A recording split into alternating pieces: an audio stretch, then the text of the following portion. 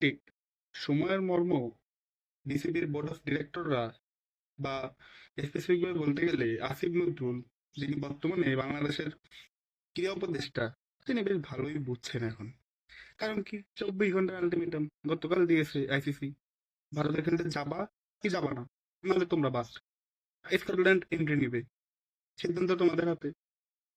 BCB এখন দৌড় লাগাচ্ছে, ক্রীড়া উপদেষ্টা নাকি আজ ক্রিকেটারদের সাথে সাথে বসবে।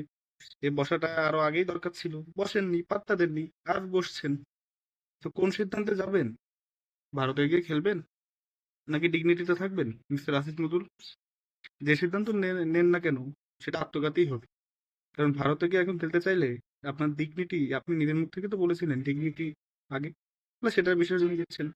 আর যদি ভারতে গিয়ে না খেলেন, সেক্ষেত্রে কিন্তু এক শ্রেণীর মানুষ বাংলাদেশের ক্রিকেট ধ্বংসের জন্য আমাদের মনে রাখবে।